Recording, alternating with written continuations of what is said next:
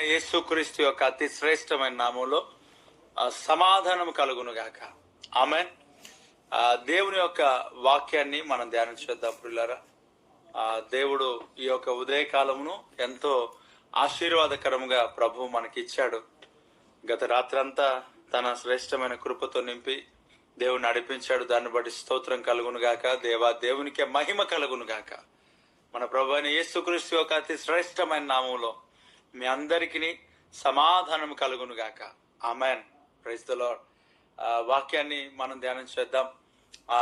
దేవుని యొక్క పనిలో, పరిచర్యలో నాకు దేవుని యొక్క పనిలో నేను ప్రార్థన చేస్తుంటున్నప్పుడు నాకు ఒక దేవుడు ఒక ఆలోచన పెట్టాడు. ప్రతి విషయంలో మనము అనౌన్స్మెంట్స్ అలాగే ప్రార్థన సంఘ బిడ్డలతో ప్రార్థింపచేయాల, స్తోత్రం చెప్పించాలా. ఎందుకనంటే దేవుడు ప్రార్థన ద్వారా దేవుడు గొప్ప కార్యాలు చేస్తాడు. మనకున్న ప్రతి అవసరతల అక్కర్లు అన్నిటినీ దేవుడు తీరుస్తాడు అనేది మనకున్న విశ్వాసం కనుక దేవుడే గొప్ప కార్యాలు జరిగిస్తాడు. ఈ పరిచర్య, ఈ పని అనేక ప్రాంతాలకు, అనేక ప్రజలకు దేవుడు గొప్ప కార్యాల ద్వారా గొప్ప కార్యాలు జరిగించాడు. ఎంతో మంది ప్రార్థన నేర్చుకున్నారు, వాక్యాన్ని నేర్చుకున్నారు, వాక్య ప్రకారంగా వారు నడుస్తున్నారు. యేసుక్రీస్తు ప్రభు మొట్టమొదట ప్రజలకు ప్రార్థన నేర్పించినట్లుగా ఈ పరిచర్య ద్వారా, ఈ సంఘం ద్వారా ప్రజలు ప్రార్థన అనేది నేర్చుకుంటున్నారు. చాలా మంది ప్రార్థన నేర్చుకుని ఉన్నారు. చదువురాని వారు కూడా ప్రభు సన్నిధిలో వారు గడుపుతూ ప్రార్థించడానికి వారు ముందుకు సాగుతున్నారు అంటే చాలా గొప్ప విషయం. పరిచర్య చిన్నగా మనకు కనబడుతుంటది. అదే సమయంలో ఆత్మల ఒక పంట, ఆత్మల సంపద చాలా బలముగా, చాలా గొప్పగా దేవుడు మనకి ఇచ్చాడు. దాన్ని బట్టి నేను దేవుని స్తుతిస్తున్నాను. అనేక బ్యాప్టిజమ్స్, ఓన్లీ బ్యాప్టిజమ్స్ అంటే ముంచి పంపించడం కాదు, సువార్త ద్వారా వారు కనడం, వారిని రక్షణ మార్గంలోనికి ప్రభు సందులో నడిపించబడటం అనేది జరిగింది. అనేక పరిస్థితులలో ప్రియులారా చాలా మంది జీవితాల్లో పూర్తిగా అట్టడుగు స్థితిలో దిగజారిపోయినప్పుడు, దరిద్రతలో, శ్రమల్లో ఉంటున్నప్పుడు వారి జీవితంలో గొప్ప కార్యాలు దేవుడు సంఘంలో జరిగించాడు. కొన్ని సందర్భాల్లో కొంతమంది వచ్చి సాక్ష్యం చెప్పారు. రీసెంట్గా ఒక సహోదరుడు సాక్ష్యం చెప్పాడు, అన్న మీ ప్రవచనం ద్వారా నేను చాలా మేలు పొందుకున్నాను, ఇలా జరిగిందని చెప్తున్నప్పుడు నిజమే, ప్రవచనం ద్వారా దేవుడు గొప్ప కార్యాలు చేస్తాడు. ఎండిపోయిన లోయలో ఏజ్కెళ్ళి పంపించాడు. వాక్యం ప్రకటించగానే, సువార్త లేక వాక్యం నోటి నుంచి దేవుడు మాట చెప్పగానే అవి లేచి నిలబడ్డాయి, జీవం కలిగి వాటి స్థలంలో నిలబడ్డాయి, ఎముకలన్నింటిలో జీవం పొందుకున్నాయని చెప్తూ ప్రవచనం ద్వారా దేవుడు ఖచ్చితంగా గొప్ప కార్యాలు జరుగుతాయి. అయితే ఒక మాట, నీ జీవితంలో ప్రవచనం ద్వారా జరిగినాయి, దేవునికి స్తోత్రం. కానీ ప్రవచనం కంటే ముందుగా ఇంకోటి జరిగింది. నీ దరిద్రత, నీ యొక్క ప్రతి విధమైన పరిస్థితుల నుంచి నువ్వు విడిపించబడడానికి నీ కొరకు సంఘంలో సేవకుడు ప్రార్థన చేశాడు. కన్నీటి ప్రార్థన, నలగొట్టబడి ప్రార్థన దేవుని సన్నిధిలో చేశాడు. ప్రియ దేవుని బిడ్డలారా, సేవకుని యొక్క ప్రార్థన, సేవకుడు నలగొట్టబడటం అనేది సంఘానికి ఎప్పుడైనా ఆశీర్వాదమే, ఎప్పుడైనా దీవెన్నే. అది మనం గుర్తించాలా, అది గమనించాలా. ఇది కొంతమందికి తెలిసి ఏమన్నాడంటే ఒక ఆయన, అన్న మీరు తిని వాక్యం చెప్తారా లేకపోతే తినకుండా వాక్యం చెప్తారా అని అంటే, నేను అన్నాను పర్లేదు బార్, మీ ఇష్టం, ఎలాగైనా పర్లేదు అని అన్నాను. ఆయన అంటాడు, మీరు తినకుండా వాక్యం చెప్పండి అన్న, తినకపోవడమే మాకు ఆశీర్వాదం అంటాడు. నీ పోయే కాలం చల్లగుడ్డా. నేను ఏమన్నా చెప్పండి, ఇప్పుడు రాత్రి పగలు తినకుండా దేవుడి సన్నిధిలో ఉపవాసం ఉండి ఏదో ఒక ప్రాంతంలో వాక్యం చెప్పడానికి వెళ్తే వారు తినకుండా వాక్యం చెప్పాలంట.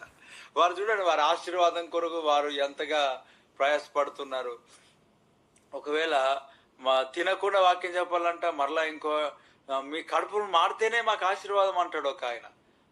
బాగున్నాడు ఆయన. వాళ్ళు చాలా అద్భుతంగా వారి విశ్వాసాన్ని బట్టి దేవుని స్తుతిస్తున్నాను. కానీ మరి అది కరెక్ట్ అయింది కాదేమో. ఖచ్చితంగా మనం వ్యక్తిగత ప్రార్థనలు అలాగ ఉంటాం. ఆయన అంటాడు డైరెక్ట్గా, మీ కడుపులు మారితేనే మాకు ఆశీర్వాదం అంటాడు. అంటే ఇంకా మాడకూడదామని తన ప్లాన్ కదా. సరే, దేవుడే మనకు అన్నింటిలో దేవుడే కనబడాల. సేవకుడు కనబడుతున్నాడు అని చెప్పి సేవకుని పూజించే పరిస్థితి మనకు ఉండకూడదు. కాకపోతే దేవుడు సేవకుని పెట్టాడు. అపోస్తలుడైన పౌలు అంటాడు, మీ అందు క్రీస్తు స్వరూప్యము ఏర్పడేంత వరకు నాలో ప్రసవ వేదన కలుగుతున్నది అని అంటాడు. అంటే వేదన పడుతూనే ఉంటాడు. ఒక దైవ సేవకుడు అనేక మంది జీవితాలు ఆశీర్వదింపబడినాగున ప్రసవ వేదన పడతాడు. అలాగే కన్నీటి ప్రార్థన చేస్తాడు, ఉపవాస ప్రార్థన చేస్తాడు. ఆ సహోదరునికి అన్నాడు, ఇదిగో నీవు బాగుపడడానికి, అలాగే దరిద్రత పోవడానికి ఓన్లీ ప్రాఫెసీ అని అంటే ఓకే జరుగుతాయి, కానీ నీ జీవితంలో ప్రాఫెసీ కాదు జరిగింది, నీ జీవితంలో క్రయము చెల్లించాల్సిన అవసరం వచ్చింది. కాబట్టి దేవుడు తన సేవకుల్ని ప్రజల కొరకు శ్రమను అనుభవింపచేస్తాడు ఖచ్చితంగా. హెచ్కేఎల్కు ఒక్క సైడ్లో వాటికి పడుకోమని చెప్పాడు, ప్రజల కొరకే, అనేకల రక్షణార్థమై. కాబట్టి తన సేవకులను అనేక చేదైన మార్గంలో దేవుడు నడిపిస్తూ తీసుకువెళ్తుంటాడు. అందుకే వాక్యం సెలవిస్తుంటది, తన సేవకులు రెట్టింపు ఘనతకు పాత్రులు అర్హులని వాక్యం చెప్తుంది. అందుకే రెట్టింపు ఘనతకు పాత్రులని శాలువ కప్పి దండేసి ఆపి పాస్టర్స్ డే అని చెప్పి వదిలిపెట్టడం కాదు. దేవుని సన్నిధిలో మనము వారి యొక్క వాక్య ప్రకారంగా నడుచుకోవటమే సన్మానించుట. కేవలం దండేసి శాలువ కప్పడం కాదు, వాక్య ప్రకారంగా నడుచుకోవటమే మనము దేవుని సన్నిధిలో వారికి వారికి మనం విధేయత కలిగి ఉన్నామని రుజువు చేయటం. దేవునికి స్తోత్రం. ప్రియ దేవుని పిల్లల, దేవుని యొక్క వాక్యాన్ని మనం ధ్యానం చేద్దాం. ప్రైజ్ ది లార్డ్, హల్లెలూయా. సామెతల గ్రంథంలో 12వ అధ్యాయము, సామెతల గ్రంథంలో నుండి 12వ అధ్యాయము 24వ వచనాన్ని నేను చదువుతున్నాను. శ్రద్ధగా పనిచేయువారు ఏలుబడి చేయుదురు, సోమరులు వెట్టి పనులు చేయవలసి వచ్చును. దేవునికి స్తోత్రం. దేవుని యొక్క సన్నిధిలో ప్రతి దినం ఒక వాగ్దానంతో మనం ముందుకు సాగుతున్నాం. నిన్నటి దినాన దేవుడు ఒక మంచి విషయాన్ని మనకు ప్రభు తెలియజేశాడు, మన వాడుక ఏమై ఉండాలా అని. వాడుక చొప్పున అనే ఒక అంశాన్ని అనేక రోజులుగా దేవుడు ఒక్కొక్క రోజు ఒక్కొక్క వాగ్దానమును దేవుడు తెలియజేస్తూ ఉన్నాడు. దాన్ని బట్టి నేను దేవుని స్తుతిస్తున్నా. మీరు ఉదయకాలంలో వాక్యము రాసుకొని మీ చేతుల పైన రాసుకొని, లేక పుస్తకంలో రాసుకొని, లేక బట్టి లేక కంఠస్థం చేసి ఆ దినమంతా కూడా ధ్యానించాల్సిన అవసరం ఎంతైనా ఉంది. దానిపైన ఫోకస్ చేయాలి మనం ఖచ్చితంగా. దేవుడు ఊరికేనే ఇవ్వట్లేడు కదా.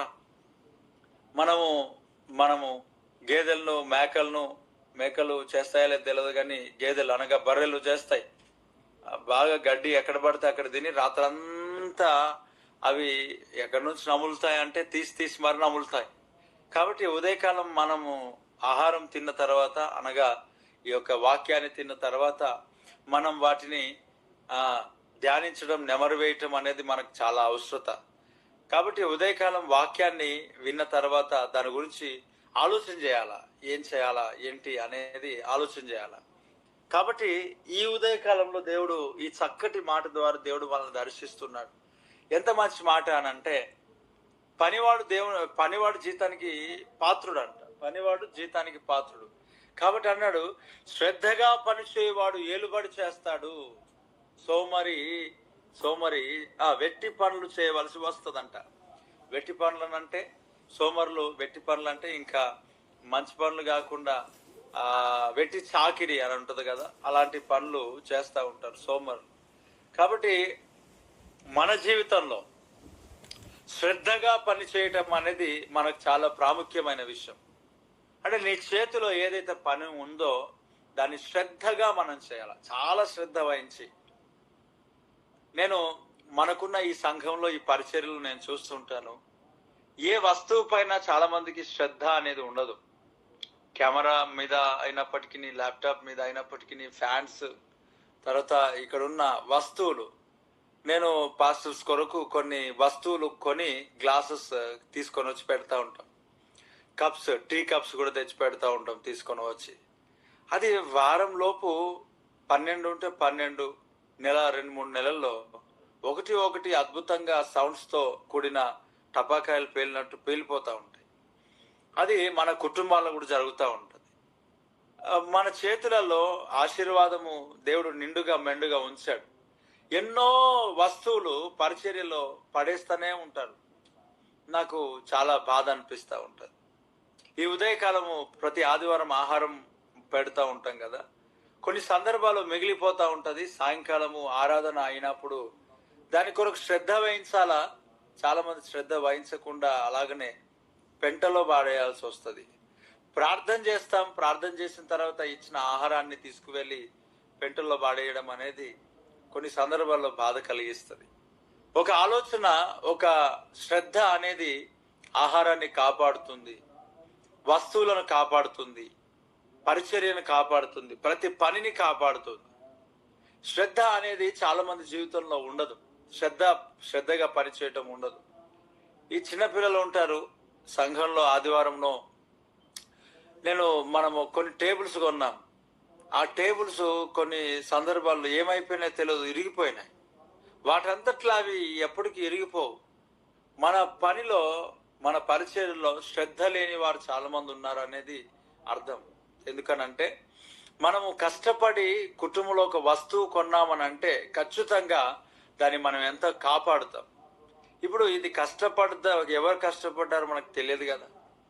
ఈ పరిచర్యలో, ఈ సంఘంలో నేనైనా, అలాగే పరిచర్యలో సంఘానికి వచ్చేవారైనా, సంఘంలో ఉంటున్నవారైనా, ఆదివారం ఉదయకాలము ప్రభు సన్నిధికి వస్తున్నవారైనా ఒక ముద్ద ఆహారం తిని శ్రేష్టమైన దీవెన సన్నిధిలో, ప్రభు సన్నిధిలో కష్టం లేకుండా మనం దేవుని వాక్యాన్ని వింటున్నాం, వెళ్తున్నాం. మనం దూరం నుంచి వస్తుంటున్నాం, లేక దగ్గరలో ఉండి వస్తుంటున్నాం. మనకు తిండి లేక కాదు, మనకు ఇంట్లో సమృద్ధి లేక కాదు, దేవుని వాక్యాన్ని బట్టి మనం వస్తున్నాం.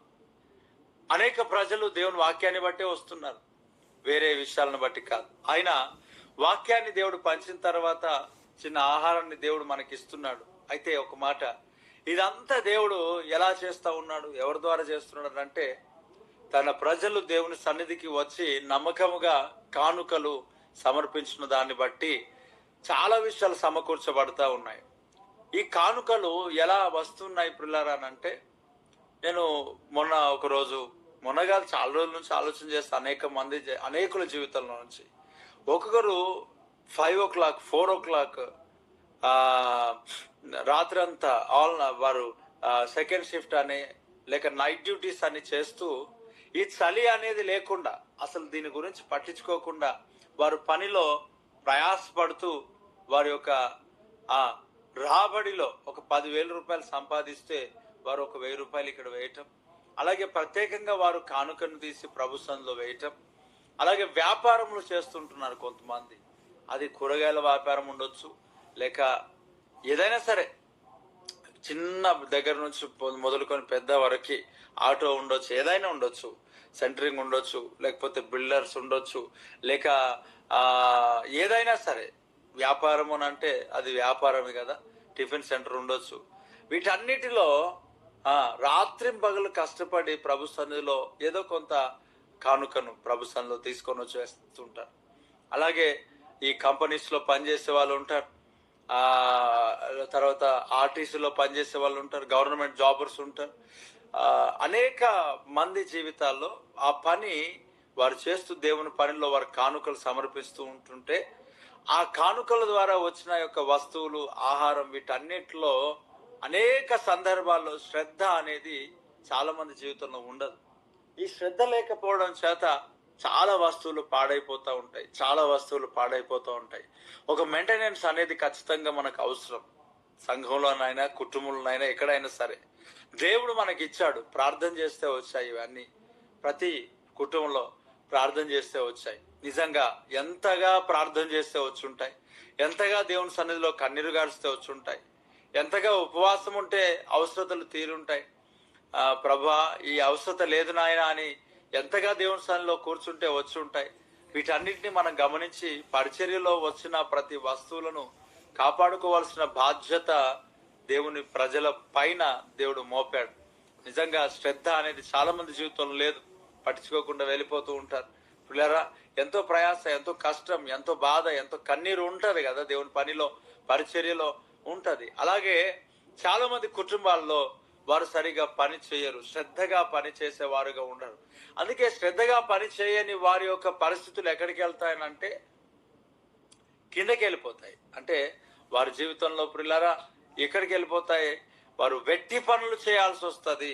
అనగా వారు మంచిగా దేవుని పనిలో ఎంతో శ్రేష్టమైన విలువ కలిగిన పనులు కలిగి వారు జీవించాలా, అలా ముందుకు సాగాలి. కానీ వారు శ్రద్ధ లేని కారణము చేత మంచి మంచి స్థానంలో నుండి వారిని పీకి వేరే దగ్గర అపాయింట్ చేయాల్సి వస్తుంది కొన్ని సందర్భాల్లో. అది సంఘంలో కావచ్చు, అలాగే వారు వెళ్తున్న పనులలో కావచ్చు. నిజంగా వారి అధికారులు వారిని చూసి శ్రద్ధ లేని కారణం చేత వారిని పీకి బయటికి పారేస్తారు. కొంతమంది జాబ్స్ ఉడగొట్టుకుని ఉన్నారు. నిజంగా దేవుని వాక్యం సెలవిస్తున్నది ఏంటంటే శ్రద్ధ, మనము వాటిపైన ఒక గొప్ప కాన్సన్ట్రేషన్ పెట్టి మనం శ్రద్ధ నిలిపి మనం పని చేస్తే ఒకవేళ ఆ పనిలో ఉన్న నైపుణ్యతను మనం కనపరుస్తూ మనము ఆ పనిని చాలా బహుజాగ్రత్త కలిగి మనం చేసినట్లయితే దేవుని వాక్యం సెలవిస్తా ఉన్నది, నువ్వు ఏలుబడి చేసే వ్యక్తివిగా దేవుడిని చేస్తాడు. ఆమెన్. అంటే ఉన్నతమైన స్థితిలోనికి దేవుడిని తీసుకెళ్తాడు. ఏలుబడి చేయటం అంటే ఒక అధికారిగా ప్రభుని నియమించటం. ఈ మాట చెప్పగానే కొంతమంది భక్తులు బయలుదేరి ఏమంటారంటే, నాకు ఏం పర్లేదన్నా, ఏ అధికారం నాకు వద్దన్నా, నేను ఎంత ఉంటే అంత చాలన్నా. ఈ ఓవర్ యాక్షన్ భక్తి ఇది సరి అయింది కాదు. దేవుని యొక్క వాక్యంలో దేని కొరకు చెప్తున్నాను ఈ మాట అనేది కూడా మనం కొన్ని సందర్భాల్లో ధ్యానించాల్సిన అవసరం. అవును, కరెక్టే, మనకు పేరు ప్రఖ్యాతులు అవసరం లేవు, మనకు అధికారం అవసరం లేదు. అది ఎక్కడ, అది దేనిలో? ఈ అధికారం ఏలుబడి చేయటం అని అంటే నువ్వేదో రాజకీయ నాయకుడు అయిపోవాలనే ఉద్దేశం కాదు. నువ్వు ఏలుబడి చేయాలని అంటే మంచి పని నువ్వు చేస్తున్నప్పుడు ఒక అధికారిగా ప్రభుని నియమిస్తే అధికారి యొక్క జీతం ఎంత ఉంటుందో ఒకసారి జ్ఞాపకం చేసుకో. నువ్వు నార్మల్గా చేస్తున్న పనికి అలాగే అధికారి యొక్క పనికి వ్యత్యాసం ఉంటుంది. ఒక ఏమంటారు, శాలరీ వ్యత్యాసం ఉంటుంది. కాబట్టి జీతం వ్యత్యాసం అనేది ఉంటుంది కనుక అధికారిగా నువ్వు ఉండాలా అనేది నా ఒక ఉద్దేశం. దేవుడు తన ప్రజలు అధికారులుగా ఉండాలని ప్రభు కోరుతున్నాడు. అధికారులుగా ఉండాలంటే ఎక్కడ లేని అధికారం అంతటిని తీసుకొని వచ్చి మందిరంలో రుద్దుతూ ఉంటారు కొంతమంది. ఈ అధికారం పనికిరానిది. ఇక్కడ ఎవరు అధికారం మనం చెలాయించకూడదు. దేవుడే సంపూర్ణమైన అధికారమును కలిగి ఉన్నాడు. ఆయన అధికారమునకు మనం ఒప్పుకొని ఉందుము గాక. ఆమేన్. పరలోక రాజ్యంలో 12 మంది, అందరు 24 మంది పెద్దలందరూ కలిసి వారికి ఇవ్వబడిన అధికారమును అంతటిని, అనగా వారి కిరీటములన్నీ యేసుక్రీస్తు ప్రభు యొక్క పాదాలు ఎదుట పెట్టినట్టుగా మనం చూస్తాం. కాబట్టి మన అధికారం సంఘంలో వచ్చినప్పుడు, మందిరంలో వచ్చినప్పుడు, చదువున్నా, జ్ఞానమున్నా, ఆస్తి ఉన్నా, అంతస్తున్నా, నువ్వెవరైనా సరే, ఎంతటి స్థాయి, ఎంతటి స్థితి కలిగిన వ్యక్తులైనా సరే, దేవుని యొక్క మందిరంలో నీ అధికారం అంతా తొలగించుకొని దేవుని సన్నిధిలో వంగి నువ్వు సాగిలపడి ప్రభును స్తుతించాలి. అంతే. దేవునికి మహిమ కలుగును గాక. ఎంతటి వారైనా సరే, ఎంతటి ఉన్నతమైన స్థితిలో ఉన్న వారైనా సరే, దేవుని సన్నిధిలో ఖచ్చితంగా మనము ఆయనను ఆరాధించే వారంగా ఉండాలి. మన గర్వం, మన అహంకారం, మన ఒక డబ్బు, మన జాబ్, మన ఉన్నత స్థితి, మన చదువు, ఏది దేవుని సన్నిధిలో పనికిరాదు. ఏది పనికిరాదు. పనికి మాలినాయి దేవుని సన్నిధిలో, అన్ని పనికి మాలినాయి. దేవుడే గొప్పవాడు, దేవుడే మనల్ని నడిపించేవాడు. అయితే ఒక మాట, శ్రద్ధగా పని చేయి. దేవుడు నీకు ఏలుబడి చేయడానికి దేవుడు దీవిస్తాడు. అధికారిగా నిన్ను నియమిస్తాడు, అధికారిగా నిన్ను నిలబెడతాడు. నీ పనిలో నైపుణ్యతను కనపరుచు. నీ పనిలో నీ యొక్క నమ్మకత్వాన్ని కనపరుచు.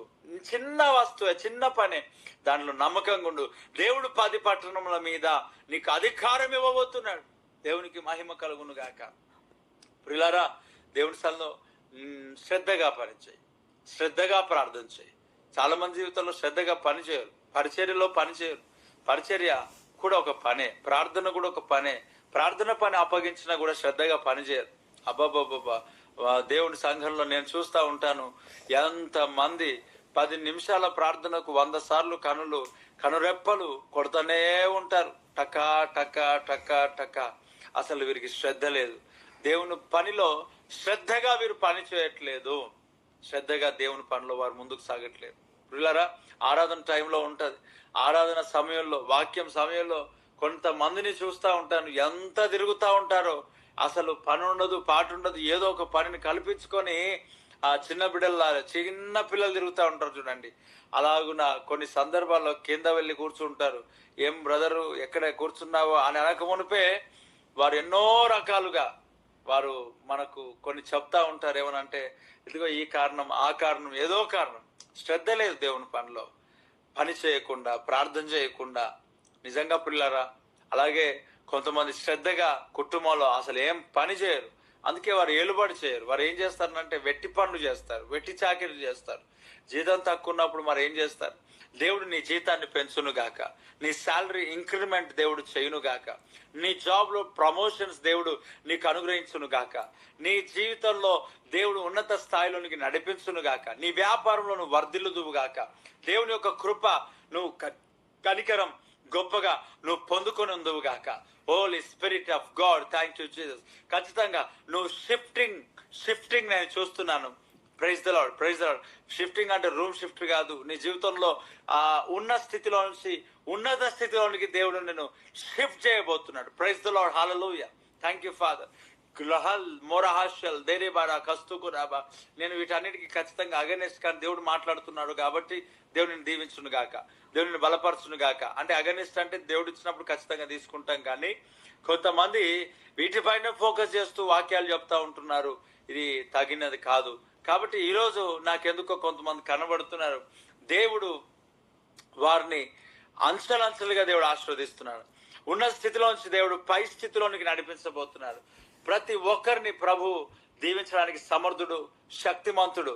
ఈ యొక్క ఉదయకాల సమయంలో నీ జీవితంలో గొప్ప ఆశీర్వాదాన్ని నువ్వు చూడబోతున్నావు, గొప్ప దీవెనను నువ్వు చూడబోతున్నావు, గొప్ప బలాన్ని, గొప్ప శక్తిని నువ్వు చూడబోతున్నావు. శ్రద్ధగా పనిచేయి, ఏలుబడి నువ్వు చేయబోతున్నావు. నీ పంటలో, నీ పొలంలో, నువ్వుకున్న ప్రతి పరిస్థితిలో, నీకున్న పశువుల విషయంలో జాగ్రత్త. దేవుని వాక్యం చెప్తా ఉన్నది, నీ పశువుల స్థితి జాగ్రత్త చూసుకో, జాగ్రత్త చూసుకో. శ్రద్ధగా పనిచేయి, వాటికి శ్రద్ధగా మేతవేయి, శ్రద్ధగా నీ పొలంలో కష్టపడు, శ్రద్ధగా నీ పొలంలో నీళ్లు పెట్టు, శ్రద్ధగా విత్తనములు నాటు, శ్రద్ధగా నీ పనిలో పరిచర్యలో ముందుకు సాగు, శ్రద్ధగా నీకు దేవుడిచ్చిన వ్యాపారంలో పనిచేయి, శ్రద్ధగా నీ వ్యాపారం కొరకు 2 చేతులు ఎత్తి ప్రార్థన చేయి, శ్రద్ధగా నీ పని కొరకు 2 చేతులు ఎత్తి ప్రార్థన చేయి, శ్రద్ధగా దేవుని పని కొరకు నువ్వు ముందుకు సాగు.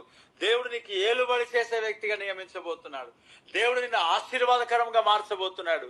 నీ యొక్క పనిలో నైపుణ్యతను కనపరచు.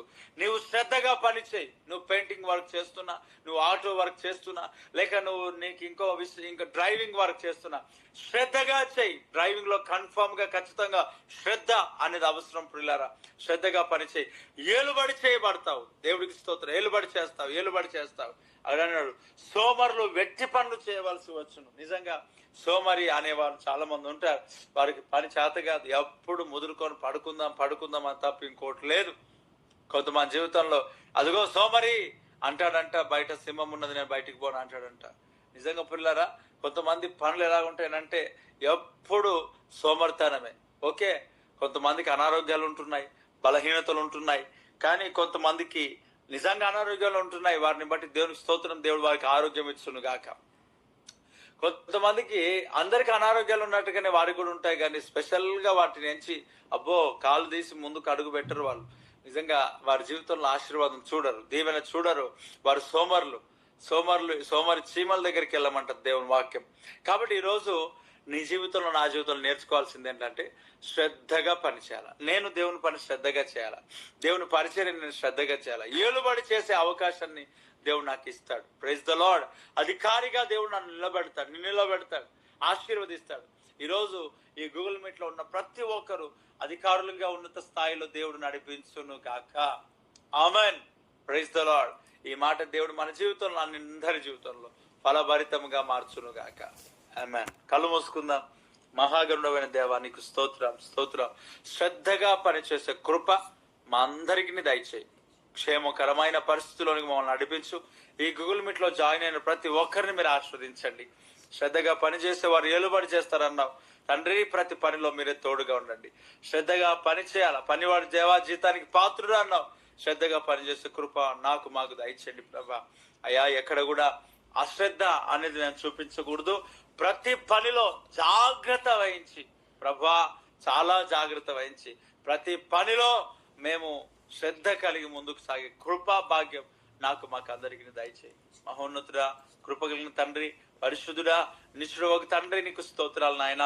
దేవా, బిడ్డలు తిరిగి వారి పనులలో అయ్యా వారు వెళ్తున్న మార్గాలను తోడుగా ఉన్నారు. ప్రతి ప్రమాదాలు, యాక్సిడెంట్స్ అన్ని కొట్టివే, దీర్ఘాయుషు దయచేయి, మరణంలో అకారణమానాలు కొట్టివే, క్షేమము కలగచేయి ప్రభా. నీ పనిలో, నీ పరిచయంలో ముందు నడిపించండి. ఆరోగ్యం దయచేయండి, బలము దయచేయి. ఈ దినమంతా మీరు తోడుగా ఉండు. ఈ దినమంతా క్షేమం దయచేయి.